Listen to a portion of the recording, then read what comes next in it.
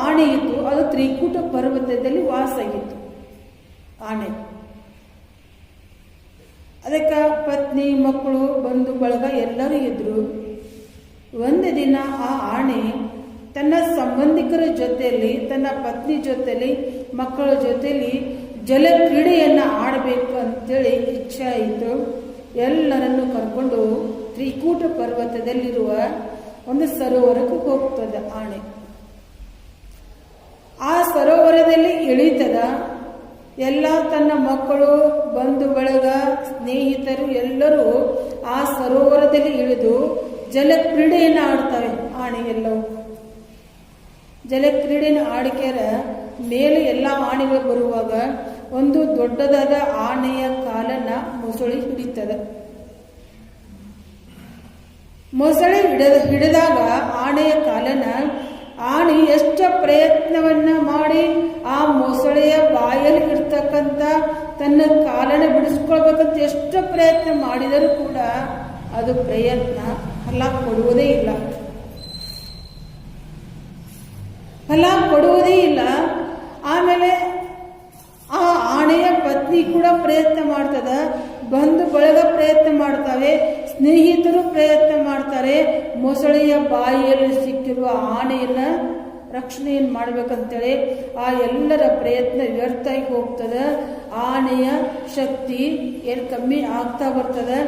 ಆನೆ ತಿಳ್ಕೊಳ್ತದೆ, ಇನ್ನು ಮೇಲೆ ನಾನು ಬದುಕುವುದಿಲ್ಲ, ನಮ್ಮ ಎಲ್ಲರ ಪ್ರಯತ್ನ ವಿಫಲ ಆಯಿತು, ನಾನು ಇನ್ನು ಬದುಕುವುದಿಲ್ಲ ಅಂತ ತಿಳ್ಕೊಂಡ ಆನೆ ಚಿಂತೆಯಲ್ಲಿರುವಾಗ ಏನೋ ಪೂರ್ವಜನ್ಮದ ಪುಣ್ಯದಿಂದ ಅದಕ್ಕೊಂದು ವಿಚಾರ ಬರ್ತದೆ. ಏನು ಅಂತಂದ್ರೆ, ಅದೇ ಸರೋವರದಲ್ಲಿ ಆಗಿರ್ತಕ್ಕಂಥ ಕಮಲದ ಹೂವನ್ನ ತೆಗೆದುಕೊಂಡು, ಹೇ ನಾರಾಯಣ, ಹೇ ವಾಸುದೇವ, ನಿನ್ನನ್ನು ಬಿಟ್ಟು ನನ್ನನ್ನು ರಕ್ಷಣೆ ಮಾಡುವವರು ಯಾರೂ ಇಲ್ಲ.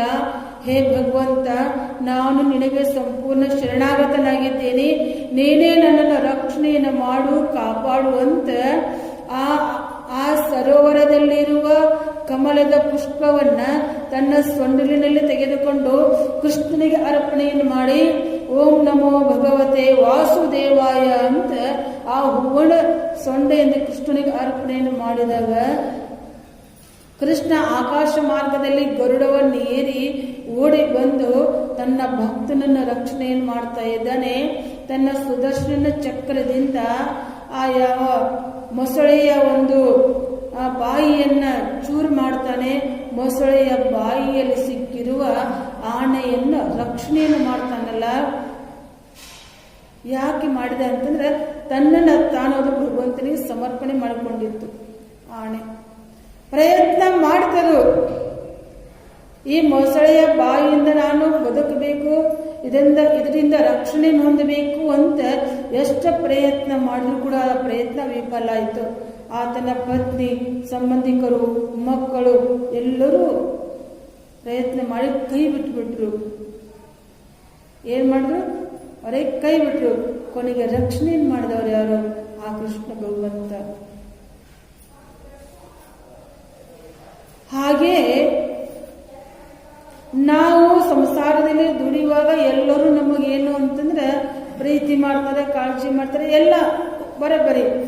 ಆದರೆ ನಮ್ಮ ಪ್ರಾಣ ಹೋಗುವಾಗ ನಮ್ಮನ್ನು ಯಾರು ರಕ್ಷಣೆ ಮಾಡಕ್ ಬರಂಗಿಲ್ಲ. ನಮ್ಮ ಪ್ರಾಣವನ್ನ ಆ ಯಮಧರ್ಮ ಎಳೆಯುವಾಗ ನಮ್ಮ ಸುತ್ತ ಇರ್ತಕ್ಕಂಥ ನಮ್ಮ ಬಂಧು ಬಳಗ ನಿಂತು ಎಲ್ಲರೂ ನೋಡ್ತಾರೆ. ಆದರೆ ನಮ್ಮನ್ನು ಯಾರು ರಕ್ಷಣೆಯನ್ನು ಮಾಡೋದಿಲ್ಲ. ಆ ಸಮಯದ ರಕ್ಷಣೆ ಮಾಡೋರು ಬೇಕಲ್ಲ. ಯಾವುದು ನಾನು ನನ್ನದು ಅಂತ ತಿಳ್ಕೊಂಡ ನೀನು ಸಂಸಾರಕ್ಕಾಗಿ ದುಡಿದಿದೆಯಲ್ಲ, ನಿನ್ನ ಹತ್ರ ನಿಂತಿದ್ದಾರೆ. ಆದರೆ ಯಮಲೋಕಕ್ಕೆ ಹೋಗ್ತಕ್ಕಂಥ ನಮ್ಮನ್ನ ಅವರು ತಿಳಿಯುವುದಿಲ್ಲ. ತಡೆಯೋ ಶಕ್ತಿ ಅದೇನ್ರಿ? ನಾವು ಬಳಸಿರ್ತಕ್ಕಂಥ ಆಸ್ತಿಗೆ, ಮನೆಗೆ, ಪತ್ನಿಗೆ, ಮಕ್ಕಳಿಗೆ, ಗಂಡನಿಗೆ ಅದೇ ಏನು ಅಂತಂದ್ರೆ ಇಲ್ಲ. ಆದರೆ ನಮ್ಮ ಪ್ರಾಣ ಅಂತ್ಯ ಸಮಯದೊಳಗ ನಮ್ಮನ್ನ ರಕ್ಷಣೆ ಮಾಡುವವರೇ ಆ ಭಗವಂತ, ಆ ಶ್ರೀಕೃಷ್ಣ ಭಗವಂತ, ಮತ್ಯಾರು ಅಲ್ಲ. ಅದಕ್ಕೆ ಹೇಳ್ತಾ ಇದ್ದಾರೆ, ನಾರಾಯಣ ನಾಮ ನುಡಿವವರಲ್ಲದೆ ಆರು ಸಂಗಡಬಹುದಿಲ್ಲ. ನಿನ್ನ ಆರು ಸಂಗಡಬಹುದಿಲ್ಲ. ಯಾರು ಬರ್ತಾರೆ ನಮ್ಮ ಜೊತೆ? ನಮ್ಮ ಜೊತೆಲಿ ಬರುವುದು ಕೇವಲ ನಾರಾಯಣ ನಾಮಸ್ಮರಣೆ.